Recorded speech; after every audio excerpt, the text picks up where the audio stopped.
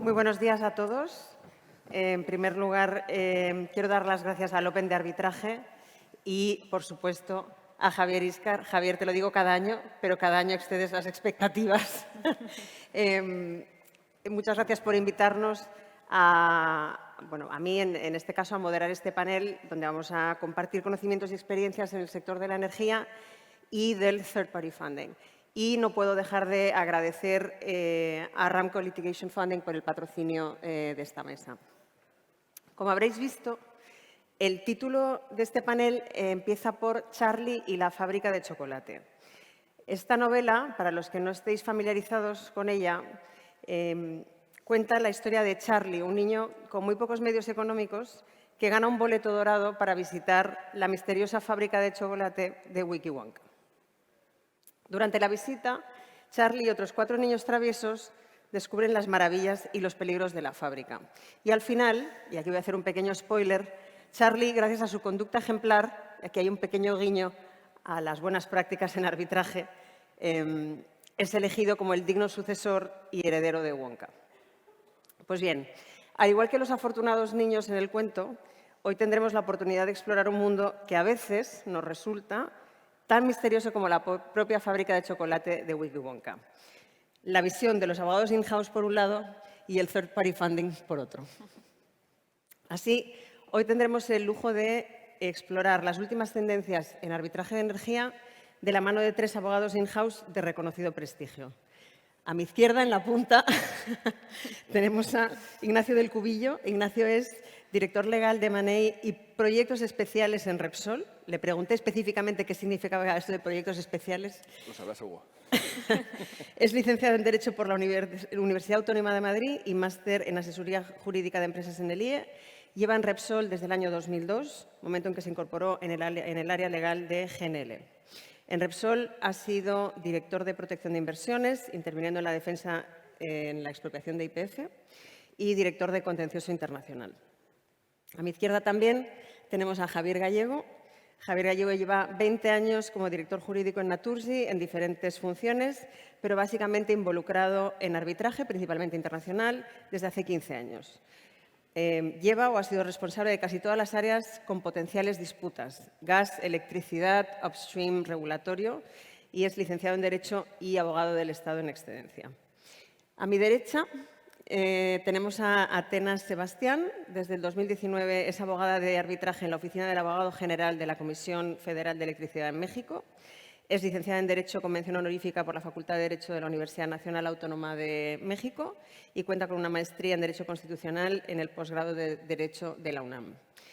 Y también a mi derecha tenemos a Cristina Soler. Cristina nos adentrará en el mundo del financiamiento por terceros.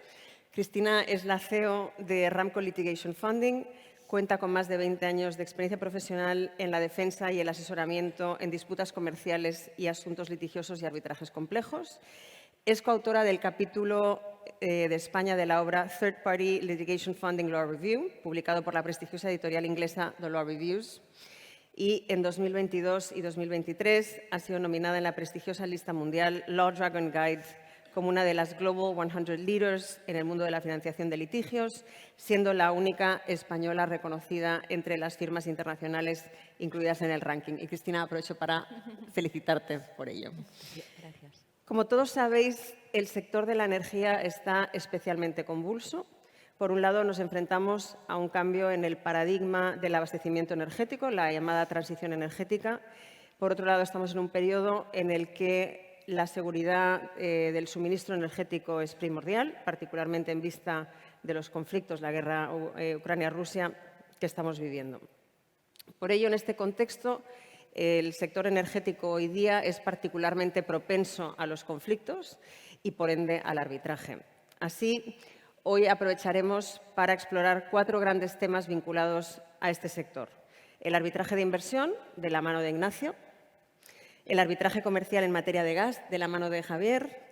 De la mano de Atenas exploraremos cómo los cambios regulatorios en el sector energético en México están afectando al mercado eléctrico mexicano. Y, por último, Cristina, como ya he adelantado, nos adentrará en el campo del third party funding en el contexto del arbitraje de energía. Así que, sin más preámbulos, Me dirijo a Ignacio. Ignacio, desde tu perspectiva como abogado in-house en Repsol, ¿cuáles son las principales tendencias en arbitraje de inversión en el sector energético? Bueno, ante todo, muchas gracias y bienvenidos todos. Un placer compartir panel con tan ilustres compañeros. Vamos a ver, el arbitraje de inversión yo lo definiría como la manera de equilibrar la balanza entre el inversor y la contraparte, que generalmente siempre es un Estado. Un Estado, un gobierno con el poder, los recursos y la fortaleza que te da ir a pelearte contra un gobierno. ¿Por qué el arbitraje de inversión? Precisamente por eso. El sector de la energía es bastante monolítico, bastante homogéneo.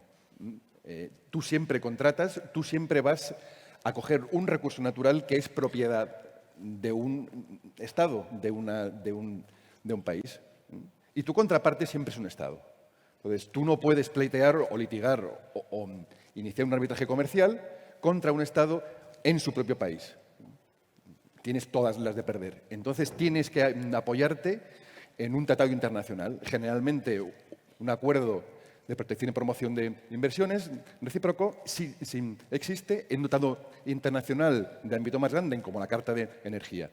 ¿Qué es lo que pasa? Que generalmente en los países a los que vamos y contratamos pues, para sacar petróleo, gas y derivados, o bien no son miembros de la Carta de Energía o bien no son miembros del Convenio de Washington, que es el organismo que te va a dar el paraguas para proteger tu inversión.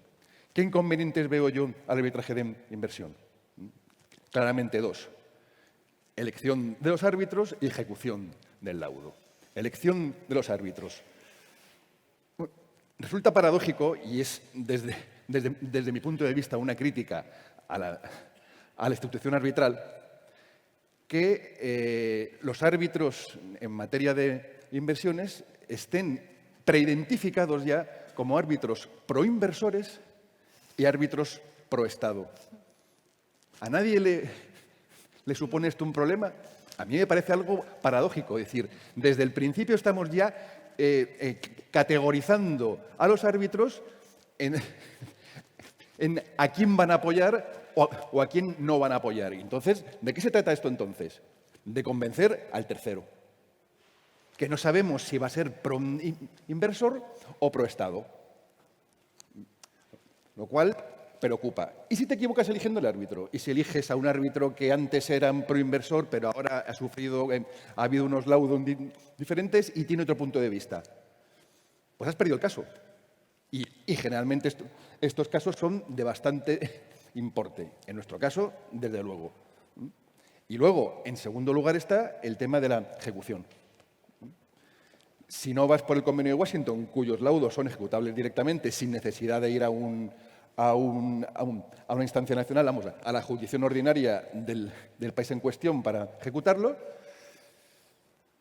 si el Estado no te quiere pagar, no te va a pagar y vas a tener un papel precioso para enmarcar tu despacho.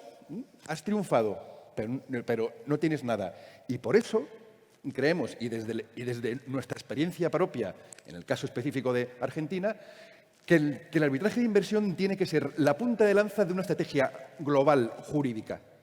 No solamente debe ser arbitraje de inversión ante CIADI, UNCITRAL, en Carta de Energía, me da igual, no. La empresa o el abogado tiene que hacerse una composición de lugar y decir, ¿cómo puedo hacerme lo más molesto posible para que el Estado me pague? O por lo menos me quite de en medio y me diga, oiga, usted lo suficientemente coñazo, con perdón, que me merece la pena pagarle su inversión. Es exactamente lo que hicimos en Repsol con Argentina.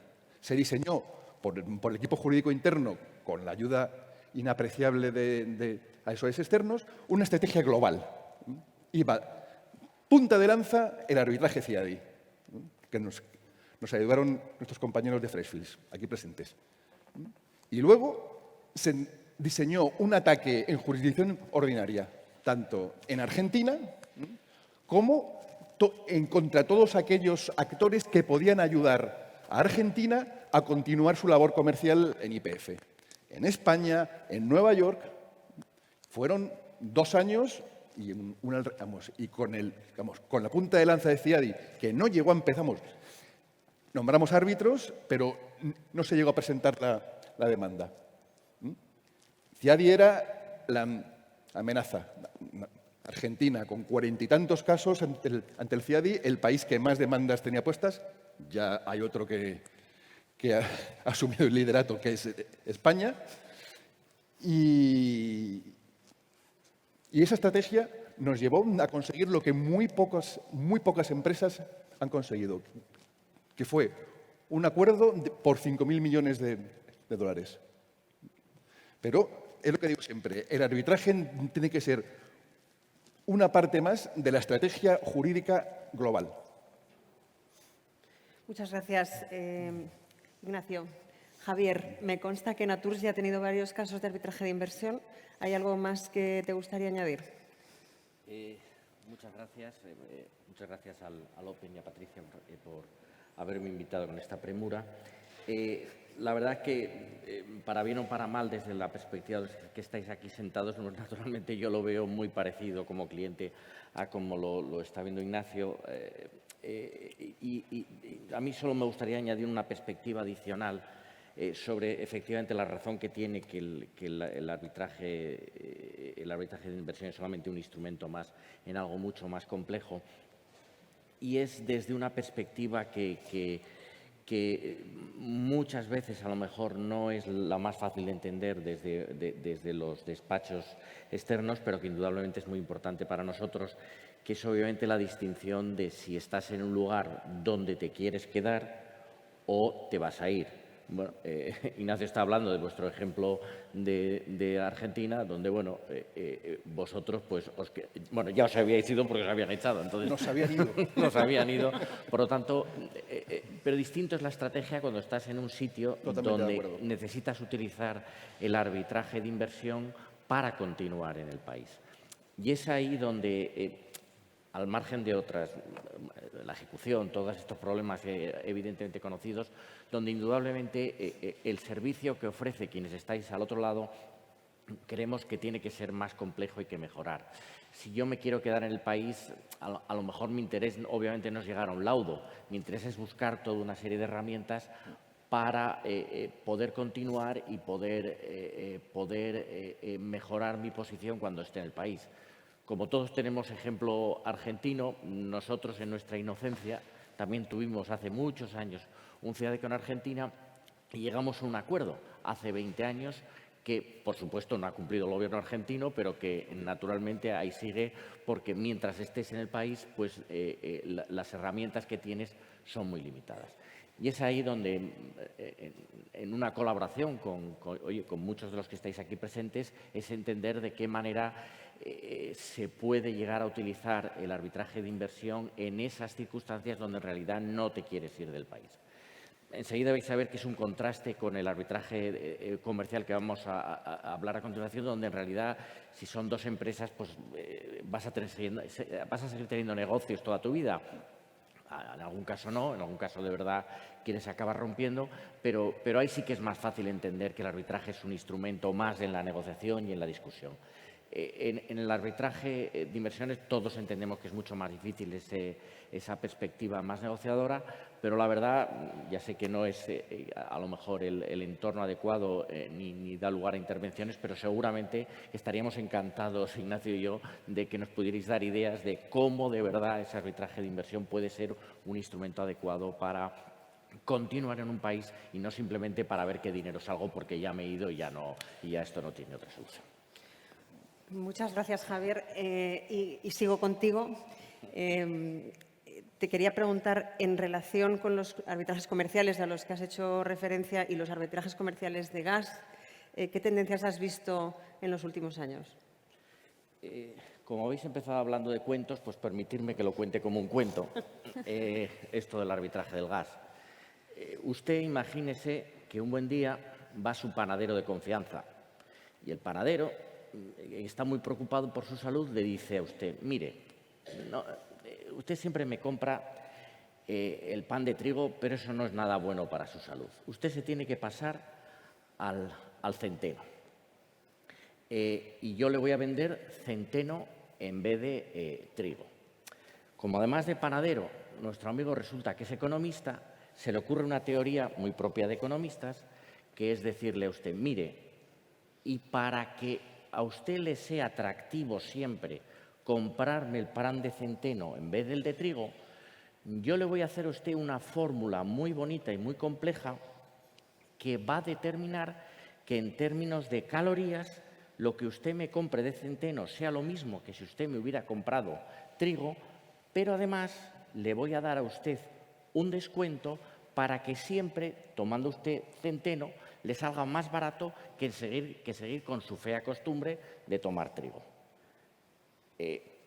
Obviamente, yo no aconsejaría a nadie que está aquí que se dedicara a comprar centeno con esta fórmula, salvo, naturalmente, que se dedique a vuestra actividad profesional, que son los líos, los pleitos. Porque, sin entender mucho sobre todo esto, cualquiera entendéis que con estas fórmulas, con esta forma extraña de valorar las cosas, la posibilidad y la potencialidad de los pleitos es infinita. Y esto que es un cuento, en realidad es algo muy parecido a lo que ha ocurrido con el mundo del gas durante muchos años. El mundo del gas, al menos en Europa, empezó muy parecido al cuento que os estoy diciendo. Mire usted me está consumiendo petróleo, se le está consumiendo a Ignacio petróleo, pero yo quiero que venga conmigo, con Naturgy, que le vamos a dar una cosa mucho más bonita, que es el gas. Entonces, para darle, usted que sigue consumiendo a Ignacio, le voy a hacer que deje usted de ser cliente de Ignacio y venga con nosotros. Y para eso le hago esa fórmula tan bonita, le hago ese descuento y ya veremos cómo todo funciona maravilloso. Naturalmente, cualquiera puede entender que la relación de valor entre el petróleo y el gas no es estable y produce que a lo largo del tiempo dé lugar a fricciones permanentes y, por lo tanto, que acabará en muy habitualmente arbitrajes. Esto que os he contado en forma de cuento es la historia. Y Patricia me pregunta, ¿y ahora dónde estamos? ¿Dónde estamos ahora? La idea fundamental es que todo esto, este arbitraje tradicional, está muriendo, está casi muerto. Y la razón es muy fácil de entender. Es muy fácil de entender porque si uno quiere comprar gas hoy en día, por ejemplo en España, abre su ordenador, se mete usted en una página que pone MIPGAS y usted ve en tiempo real cuál es el precio del gas en cada momento. Eso pasa aquí, pasa en cualquier lado de Europa, pasa en la mayoría de los países que tienen economías abiertas. Por lo tanto, yo no necesito buscar fórmulas complejas, ni siquiera necesito meterme en contratos a largo plazo para comprar gas. O incluso no necesito, si yo quiero explotar unas reservas de gas, no necesito estar muy preocupado de que alguien me lo compre a largo plazo. Puedo, si quiero, arriesgarme a desarrollarlo de otra manera distinta porque no tengo que ir por esa vía. En un mundo como este, donde ya no hay esa dicotomía entre tener un producto preciado en base a otro producto distinto, sino que ya tienes un precio del gas que es el que normalmente vas a utilizar, ¿dónde surgen o dónde van a surgir las potenciales disputas?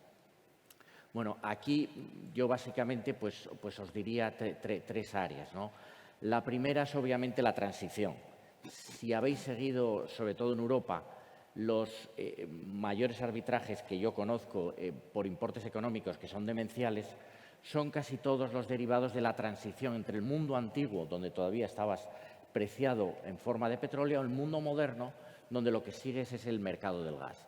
Esa transición no es nada fácil y las divergencias entre las reclamaciones de precio entre una parte y otra son tan brutales que han dado lugar a arbitrajes que, si veis las noticias que ha habido sobre ellos, ya dejo incluso a un lado entre rusos y ucranianos, donde se reclamaban 25.000 millones, pero que son de dinero del Monopoly.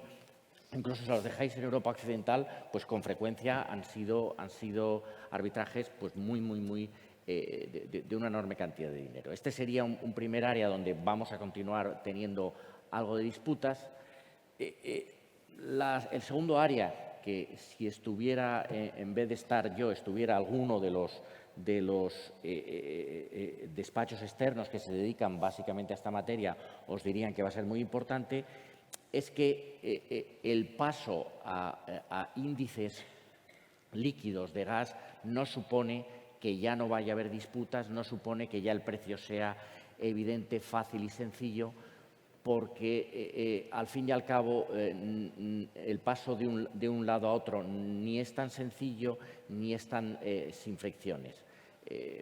Se ha podido ver en este último año, por ejemplo, cómo las escaladas y desescaladas de precios y cómo los mercados se han desacoplado con esos índices, hace que realmente no funcione de una manera tan clara como habíamos pensado hasta ahora y haya dado lugar a que realmente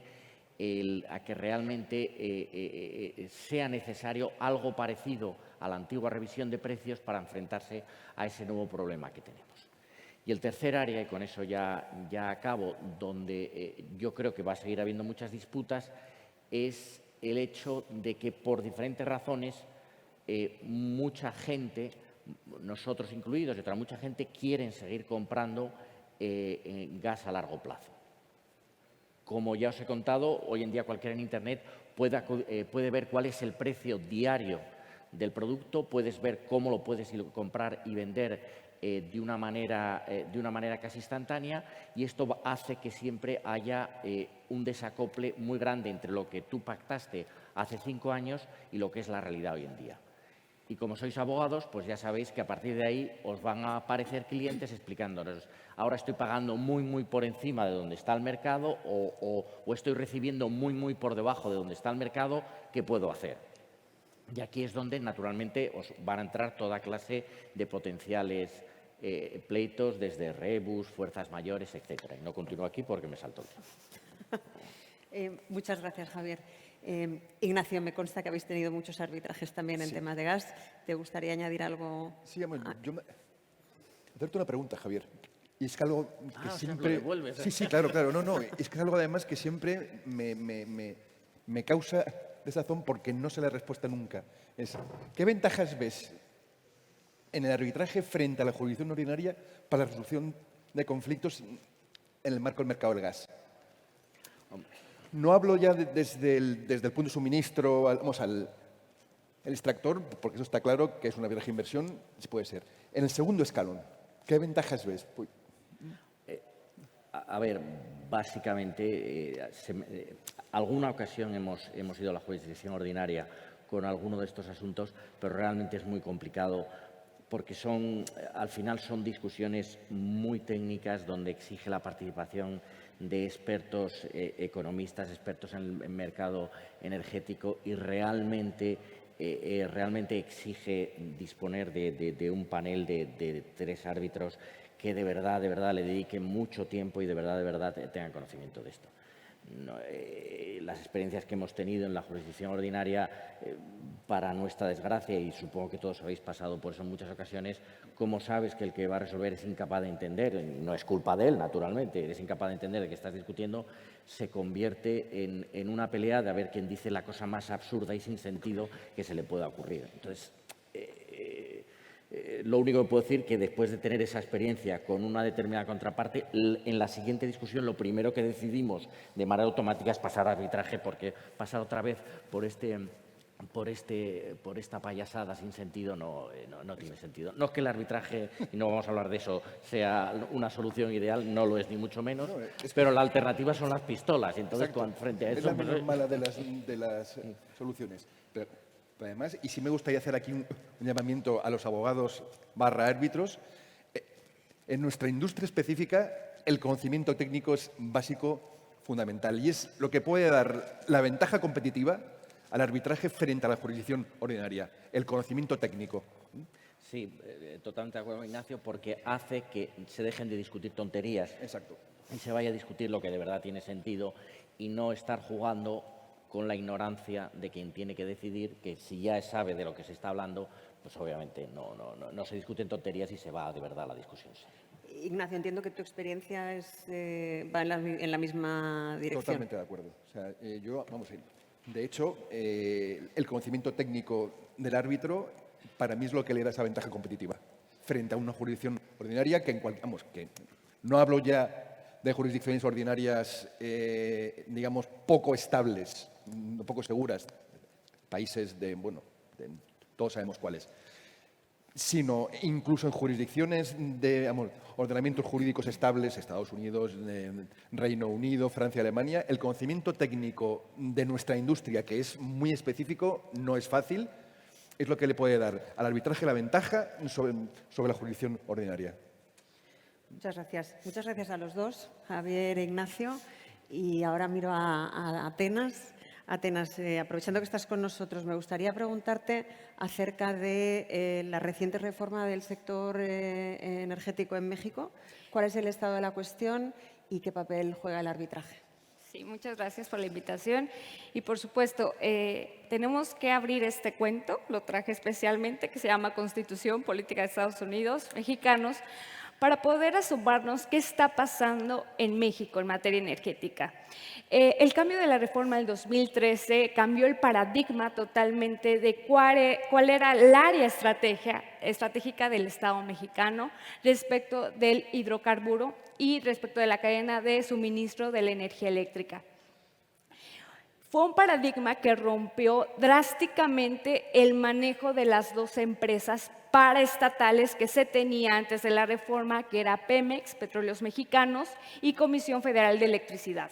Voy a regresarme un poquito al cuento que pues, nosotros históricamente teníamos una concepción de área estratégica desde 1938 como un suceso de expropiación. Entonces, si nosotros recorremos casi son 80 años de inmovilidad de la propiedad del Estado sobre los hidrocarburos y sobre la cadena de producción de la energía eléctrica, pues viene 2013 y dice hasta aquí.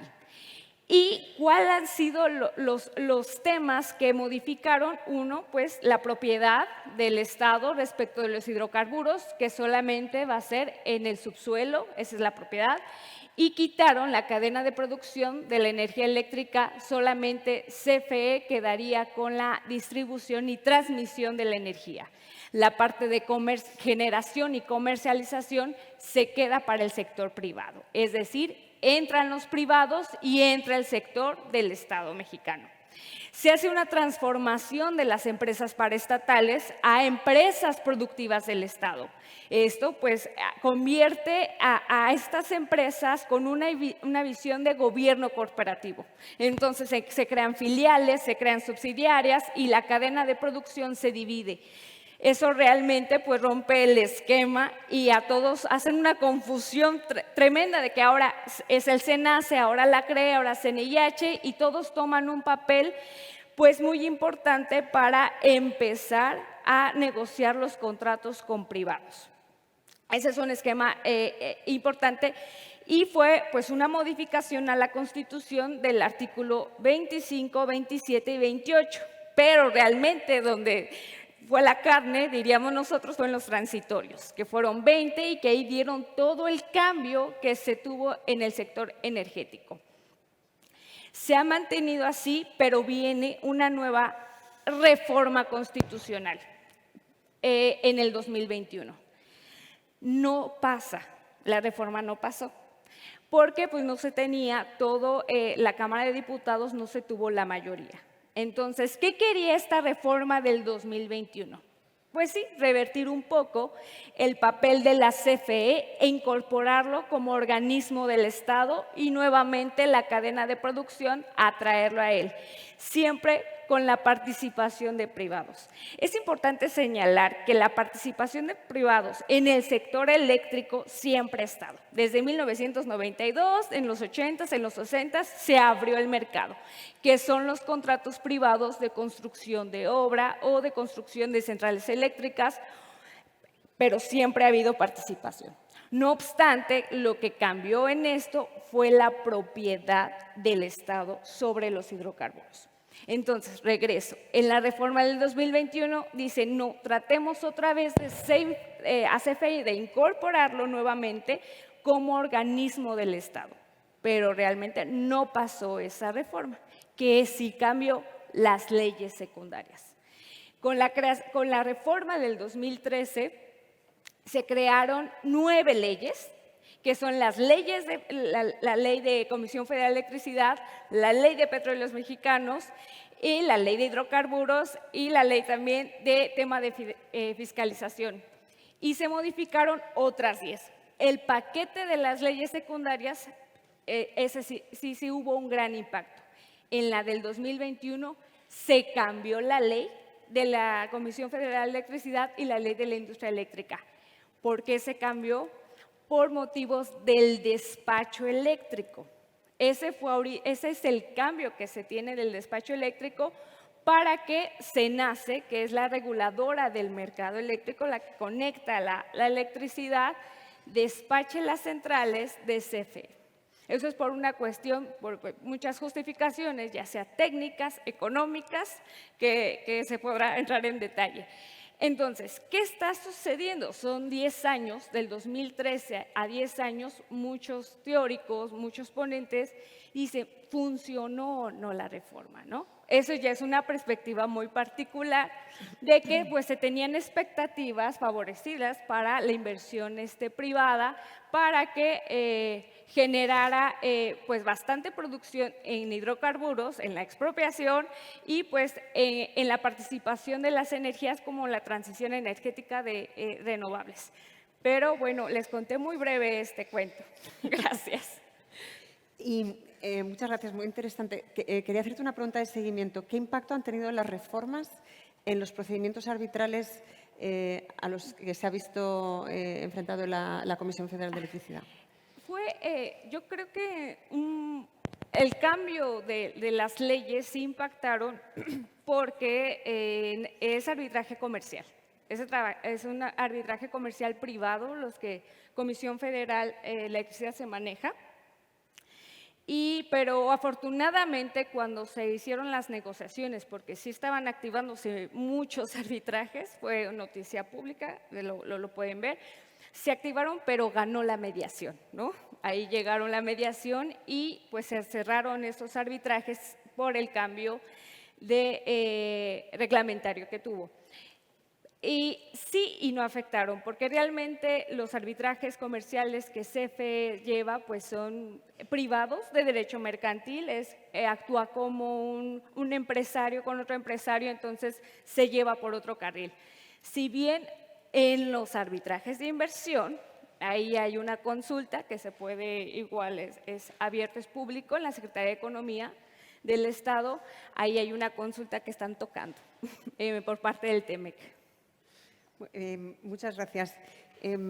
No nos queda mucho tiempo y me gustaría reservar algo de tiempo para preguntas del público, así que pasamos a nuestro cuarto y último tema. Cristina, ¿qué tendencias has observado en temas de financiación de arbitrajes de energía? Bueno, primero, muchas gracias a la organización por invitarnos y muchas gracias, Patricia, por la presentación. Claramente, la tendencia que hemos observado en 2002 es un aumento de los arbitrajes de energía financiados. El third party funding ha venido creciendo exponencialmente y podemos concluir que se ha consolidado en el sector de los arbitrajes de energía. Y voy a explicar muy brevemente, de forma resumida, los motivos. En primer lugar, estadísticamente queda claro que ha habido un incremento del arbitraje y en concreto de los arbitrajes de energía.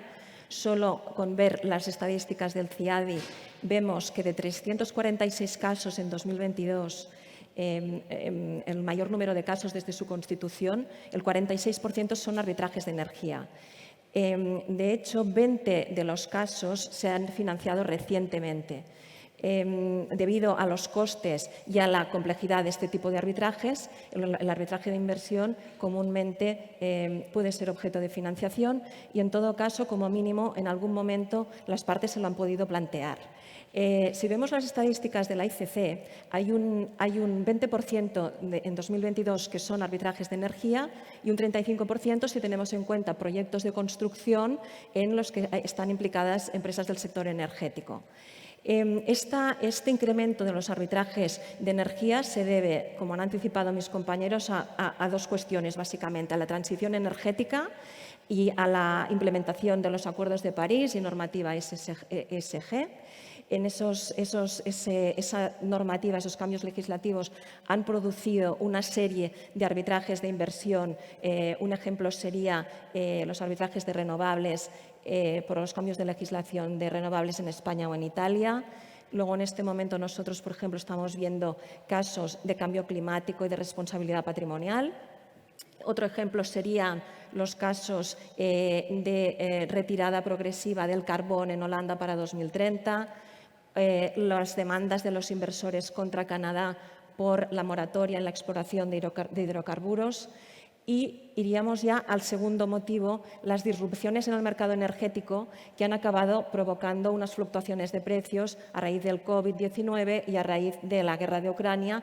Han provocado una serie de arbitrajes de revisión de precios de gas y de otras cuestiones contractuales vinculadas también a los cortes de suministros, etc. En este escenario, estas disputas resultan particularmente interesantes desde un punto de vista de third party funding. Primero, porque son arbitrajes complejos que tienen periciales técnicas sofisticadas y que, por tanto, tienen altos costes. Al final, aquí el financiador no solo aporta un conocimiento o estructuras de financiación flexibles, sino que además aporta su experiencia como especialista en financiación de arbitrajes. Esta es una gran diferencia respecto a otros tipos de financiación genéricos que no conocerían o no tendrían los recursos para entender y para poder dotar de recursos este tipo de procedimientos. Además, desde un punto de vista de financiador, resulta muy atractivo la duración de este tipo de procedimientos, muy diferente de los procedimientos, digamos, judiciales, más pues la especialización, la flexibilidad y las demandas de gran valor que vemos que se presentan. Y dada la envergadura de este tipo de casos, se han ido planteando diversas estructuras de financiación que han ido evolucionando mucho con el tiempo. Al principio, sobre todo, se hablaba de financiación clásica y se pensaba en la financiación de los asesores. Esto ha ido evolucionando a otras estructuras como de monetización de demandas, monetización de laudos, y últimamente ha tomado mucho impulso la compra de portfolios de arbitrajes, sobre todo en empresas del sector de la energía. A partir de aquí, me gustaría mencionar de cara al financiador, por supuesto, una de las cosas que se logra y se garantiza es el acceso a la justicia y contribuyen a mitigar los gastos, a compartir riesgo, junto con el financiador para optimizar los activos jurídicos de la empresa. No quiero dejar de mencionar dos cuestiones que han sido tendencia este año, tanto para el arbitraje internacional y también se aplican al arbitraje de energía, que evidencian la consolidación del third party funding en el arbitraje internacional. Primero, la regulación que han llevado a cabo las cámaras arbitrales sobre el deber de revelación de si el arbitraje está financiado. Esta tendencia se ha basado en principio en un deber de revelación limitado. Solo hay que comunicar en principio la identidad del financiador y no el contrato de financiación, que queda a discreción del tribunal arbitral. Y esta tendencia se ha seguido por parte del reglamento CCI y por parte del reglamento, la regla 14 del CIADI, que entraron en vigor en julio de 2022, así como otras cámaras como el CIAM y el CEA. En segundo lugar, hay otra cuestión regulatoria que ha tenido lugar en 2022, que ha sido la propuesta de directiva de septiembre de 2022 de regulación del third party funding. Se aplica también al arbitraje, ha sido muy controvertida y ha recibido numerosas críticas por parte de los expertos de third party funding en el sector. Incluso la Asociación Internacional de Litigation Funders inglesa remitió una carta a la Comisión Europea calificándola de innecesaria, discriminatoria y sobrereguladora. Tiene varias cuestiones que se han regulado de forma rígida y burocrática, que pueden suponer un paso atrás en la evolución de esta figura del third party funding. Se limita el porcentaje de retorno, hay un control sobre el contrato de financiación en sí por las autoridades administrativas, etcétera.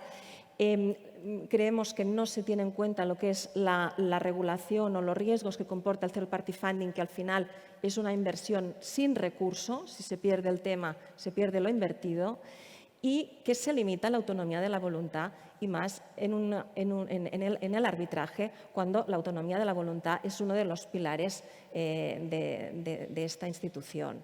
Por tanto, estaremos muy atentos el próximo año a la evolución que puedan sufrir, primero las regulaciones de las cámaras arbitrales y después el destino que pueda tener esta propuesta de directiva. Muchas gracias, Cristina. Aprovecho para preguntar al resto de panelistas si tenéis experiencia con el third party funding y cómo os puede ayudar el third party funding. Tenemos muy poquito tiempo, así que tienen que ser intervenciones muy cortitas. Cortita. Pues sí tengo experiencia, pero derivativa, diría yo. O sea, y no además en el third party funding de arbitraje, sino en el de pleitos. Lo que sí me ha parecido algo muy interesante que has dicho, Cristina, es el agrupamiento, o sea, la compraventa o la financiación o la compra de paquetes de laudos. O sea, podemos ir incluso a una securitization y sacarlos como las hipotecas malas. No, es muy atractivo. Además, de cara al financiador supone mitigar riesgo, ¿No? y de cara a la empresa es compartir el riesgo de un paquete de arbitrajes y al final monetizar activos Tóxicos, casi. jurídicos. Jurídicos tóxicos porque no te cobran. Sí, cada vez más.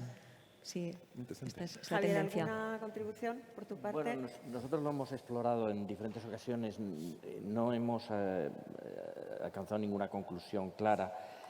Uno de los principales obstáculos que nosotros tenemos para estos mecanismos es el riesgo de pérdida del control del pleito, del arbitraje, que en muchas ocasiones es una parte muy core de nuestro negocio, que queremos seguir pudiendo discutir, transar, haciendo muchas cosas y todos estos mecanismos pues nos lo hacen muy difícil, ¿no? Entonces, todas las veces que lo hemos explorado, pues al final esta es la piedra fundamental con la que nos hemos encontrado que hace el mecanismo un poco difícil que funcione para nosotros.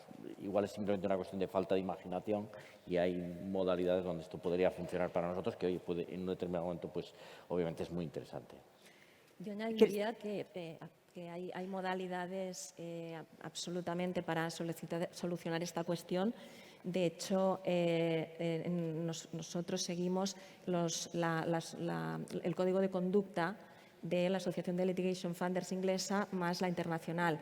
Hay unos temas de control del procedimiento que quedan muy claros en esa regulación y normalmente se buscan soluciones a estas cuestiones en los contratos.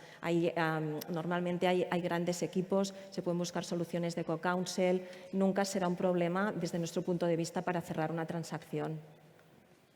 ¿Alguna cuestión? Nos queda muy poquito tiempo, así que ¿alguna cuestión adicional que quieras añadir respecto de cómo anticipas que va a ser el futuro en los próximos años?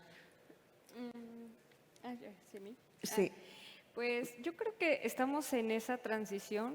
Sí va a costar mucho trabajo por los cambios políticos. Al final vienen diferentes estructuras políticas que con el plan nacional pues redirigen todo, ¿no? Al final, ahorita está actualmente sí, pareciera que están llegando a un entendimiento, comprensión, pero faltan 2 años, sería otro cuento realmente. Pero ahorita todo va funcionando poco a poco. Gracias. Y Cristina, por tu parte, ¿algún punto de cierre que quieras hacer? Bueno, se prevé que se aumenten los arbitrajes relacionados con temas de transición energética, incluyendo con más fuerza en Latinoamérica. Y esperamos ver la regulación de las cámaras arbitrales y ver también el destino de la directiva esta que comentaba. Muy bien, muchas gracias.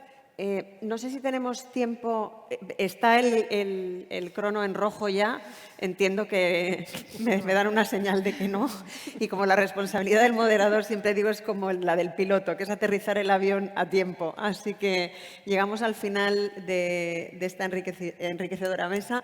Quiero dar las gracias a los panelistas. Ignacio, Javier no lo he comentado, pero Javier se sumó ayer a la mesa a las 9 de la noche y ha hecho una intervención magnífica en 12 horas, así que muchas gracias. Atenas, Cristina, muchas gracias a todos y muchas gracias al Open. Y con esto cerramos la mesa. Que no se me olvide, tenemos en línea con el cuento, que es Charlie la fábrica de chocolate, Ramco muy amablemente nos va a distribuir unas chocolatinas para todos, para el público. Así que muchas gracias a todos. Esperamos que las disfrutéis mucho y con esto cerramos la mesa. Muchas gracias.